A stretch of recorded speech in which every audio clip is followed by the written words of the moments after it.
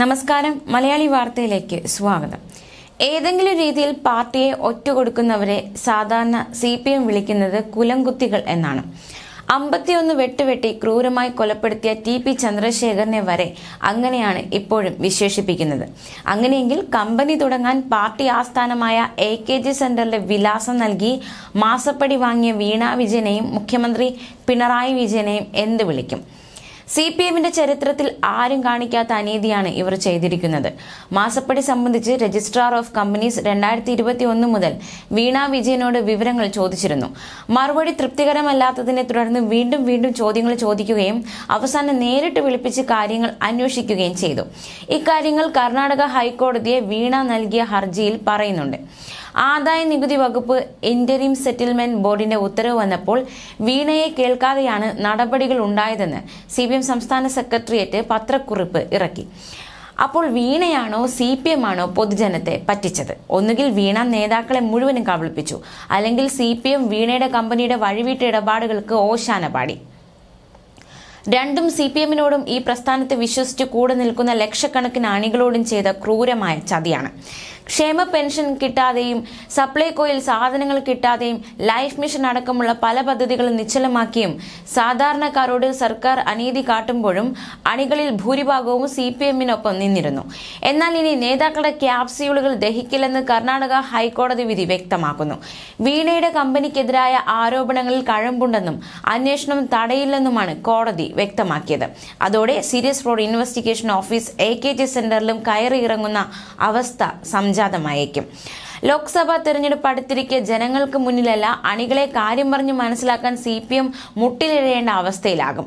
രണ്ട് കമ്പനികൾ തമ്മിലുള്ള ഇടപാടിനെ മുൻനിർത്തി BJP ഭരിക്കുന്ന കേന്ദ്ര സർക്കാർ നടത്തുന്ന CPM വേട്ട മുഖ്യമന്ത്രിയെ വീഴ്ത്താൻ ഒക്കില്ലെന്ന് മനസ്സിലായപ്പോൾ മകളെ കുരുക്കാൻ ശ്രമം തുടങ്ങിയ വിശദീകരണങ്ങൾ കീഴ്ഘടകങ്ങൾക്ക് നൽകിയെങ്കിലും അന്വേഷണം തുടരാമെന്ന കോടതി ഉത്തരവ് തിരിച്ചടിയായി.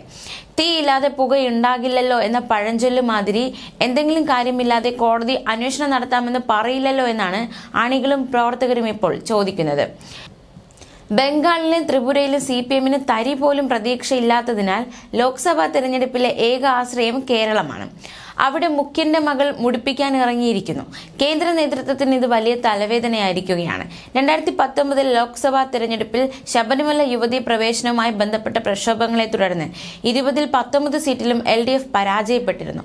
ഇപ്രാവശ്യം ശക്തമായ ഭരണവിരുദ്ധ വികാരം, അഴിമതി ആരോപണങ്ങൾ, മുഖ്യമന്ത്രിയുടെ കുടുംബത്തിനെതിരായി ഉയരുന്ന ആരോപണങ്ങൾ, മുന്നണിയിൽ CPIയുടെ അസംതൃപ്തി എന്നിവയെല്ലാം വലിയ തലവേദനയാകും. വീണയുടെ എക്സാലോജിക് കമ്പനിയും കരിമണൽ കമ്പനിയായ CMRലും തമ്മിലുള്ള 1.72 കോടിയുടെ ഇടപാടിൽ വൻ ക്രമക്കേട് നടന്നുവെന്ന ആദായ നികുതി വകുപ്പിന്റെ പരാതി പരിഹാര ബോർഡിന്റെ കണ്ടെത്തലാണ് CPMന്റെ ശനിദശയ്ക്ക് തുടക്കമിട്ടത്. കമ്പനികൾ കരാറിൽ പറഞ്ഞ ഒരു സേവനവും എക്സാലോജിക് നൽകിയിട്ടില്ലെന്ന് കണ്ടെത്തിയതോടെയാണ് അന്വേഷണം തുടങ്ങിയത്.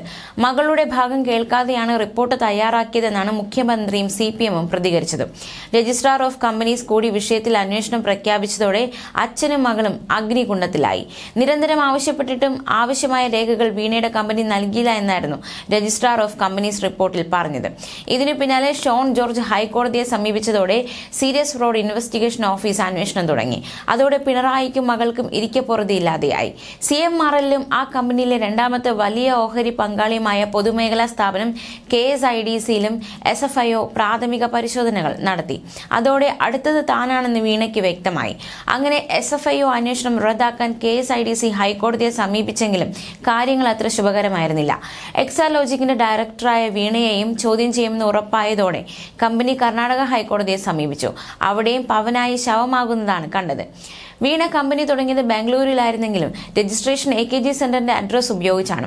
2014 കമ്പനി ആരംഭിക്കുന്ന സമയത്ത് പിണറായി വിജയനും കുടുംബവും താമസിച്ചിരുന്നത് AKG സെന്ററിനടുത്ത് പാർട്ടിയുടെ ഫ്ളാറ്റിലായിരുന്നു.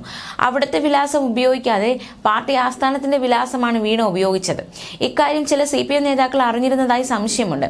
കാരണം വീണയുടെ കമ്പനി വഴി പാർട്ടിയാണ് പണം വാങ്ങിയെന്ന രഹസ്യ സംസാരങ്ങളും തലസ്ഥാനത്തെ ചില പാണാന്മാർ പാടി നടക്കുന്നുണ്ട്. അതുകൊണ്ടാണ് CPM ശൈലിക്ക് വിരുദ്ധമായി വീണയ്ക്ക് പ്രതിരോധ കവചം തീർക്കാൻ നേതാക്കൾ അടപടലം ഇറങ്ങിത്തിരിച്ചിരിക്കുന്നത്. അതേസമയം CPM ബന്ധങ്ങൾ IT വ്യവസായത്തിൽ പ്രയോജനപ്പെടുത്തുക എന്ന ഉദ്ദേശത്തോടെയാണ് ഈ വിലാസം ഉപയോഗിച്ചതെന്നാണ് മറ്റൊരു ആരോപണം. വലിയ നഷ്ടത്തിലായിരുന്ന കമ്പനി പിണറായി മുഖ്യമന്ത്രിയായതോടെ വലിയ ലാഭത്തിലേക്ക് കുതിക്കുകയായിരുന്നു. സ്വകാര്യ മേഖലയിലെ ഖനനം തടയാൻ 2019 കേന്ദ്ര സർക്കാർ നിർദ്ദേശമുണ്ടായിട്ടും ഇക്കഴിഞ്ഞ ഡിസംബർ 18 മാത്രമാണ് CMRLന്റെ ഖനനാനുമതി സംസ്ഥാന സർക്കാർ റദ്ദാക്കിയത്. ഇതിനെ വീണയ്ക്ക് കിട്ടിയ മാസപ്പടിയുമായി നേരിട്ട് ബന്ധപ്പെടുത്തിയാണ് ഇപ്പോഴത്തെ പ്രതിപക്ഷ ആരോപണം. കമ്പനി വിലാസം AKG സെന്റർ ആയതുകൊണ്ട് തന്നെ കേന്ദ്ര ഏജൻസികൾ ചോദ്യം ചെയ്യലിനടക്കം അയക്കുന്ന നോട്ടീസുകൾ ഇവിടേക്ക് എത്തുമെന്ന ആശങ്ക എല്ലാ കേന്ദ്രങ്ങളിലും ഉണ്ടായിരുന്നു. CPM കേന്ദ്ര സംസ്ഥാന നേതൃത്വങ്ങൾ പിണറായി വിജയനെ കേന്ദ്രീകരിച്ചാണ് മുന്നോട്ട് പോകുന്നത്. എന്നാൽ മകൾക്കെതിരായ അന്വേഷണവും തുടർ നടപടികളും പിണറായിയുടെ ചീട്ട് കീറുമോ എന്നാണ് രാഷ്ട്രീയ കേരളം ഉറ്റുനോക്കുന്നത്. കാരണം പാർട്ടിക്കുള്ളിൽ പലവിധത്തിലുള്ള അസ്വാരസ്യങ്ങൾ ഇതിനകം തന്നെ ഉയർന്നിട്ടുണ്ട്. പക്ഷേ ആരും പരസ്യ പ്രതികരണത്തിന് മുതിരുന്നില്ലെന്ന് മാത്രം. കേന്ദ്ര ഏജൻസികളുടെ കടുത്ത നടപടിയുണ്ടായാൽ പ്രശ്നം ഗുരുതരമാകും. മുഖ്യമന്ത്രി എന്ന തന്റെ സ്ഥാനം ഉപയോഗിച്ച് മകൾ സാമ്പത്തിക ലാഭം ഉണ്ടാക്കിയെന്ന് കണ്ടെത്തിയാൽ അത് അഴിമതിയുടെ ഗണത്തിൽപ്പെടും. ഇതെല്ലാം പിണറായിയുടെ കസേരയുടെ അടിത്തറ വരെ ഇളക്കാൻ സാധ്യതയുള്ള കാര്യങ്ങളാണ്. ന്യൂസ് ഡെസ്ക് മലയാളി വാർത്ത.